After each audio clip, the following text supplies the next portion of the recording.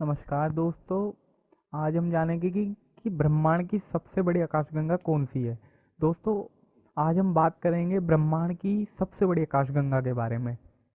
इस विशाल ब्रह्मांड में करीब 100 अरब आकाशगंगाएं हैं और लगभग 13 अरब सालों से वह एक दूसरे के आसपास झुंडों में मौजूद हैं। यहाँ पर वो टकराती हैं और विलीन होती हैं। कई बार उनमें से तारों का गठन होता है, तो कभी कभी शुष्क अवस्था से गुजरती हैं जहाँ कोई तारा पैदा नहीं होता। कुछ आकाशगंगाएं सुंदर और सर्पिल आकार की होती हैं, तो कुछ बेहद प्राचीन और अंडाकार। कई गैलेक्सियां बहुत छोटी होती हैं, तो कई बेहद विशाल। सबसे छोटी आकाशगंगा ड्राफ गैलेक्सी केवल 200 प्रकाश वर्ष जितने आकार में फैली हो सकती है। यह आकार एक बड़े तारे के समूह क्लस्टर जितना ही है। उनमें कुछ 100 सैकड़ों सितारे हैं। ब्रह्मांड की सबसे बड़ी आकाशगंगाएं ज्यादातर अंडाकार ही होती हैं। वे बहुत पुराने सितारों का एक आकृति विहीन संग्रह होता है, जहां इन सितारों की संख्या 1 खरब तक हो सकती है।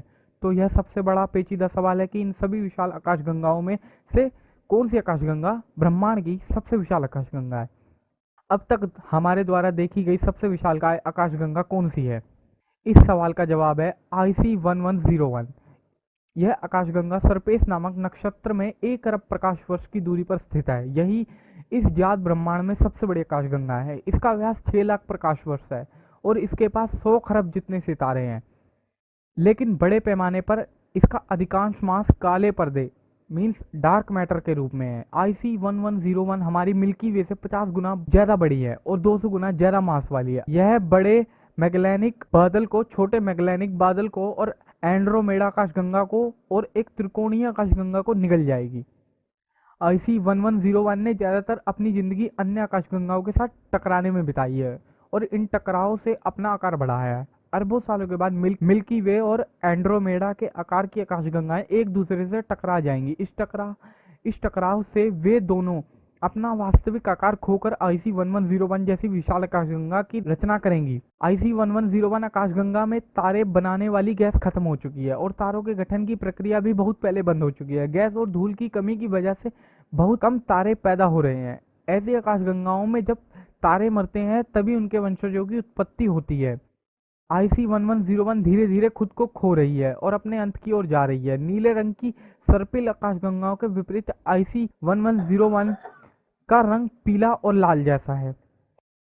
एक आकाशगंगा का रंग उसके अंदर मौजूद सितारों के बारे में बहुत कुछ कहता है। नीली आकाशगंगाएं जिंदा और नए तारों के साथ थरथराने वाली होती हैं, जबकि पीले और लाल रंग की आकाशगंगाओं का मतलब होता है कि मरती हुई और वृद्ध आकाशगंगाएं। IC1101 और अन्य अंडाकृतियों वाली आकाशगंगाओं के केंद्र में एक महाकाय ब्लैक होल होता है।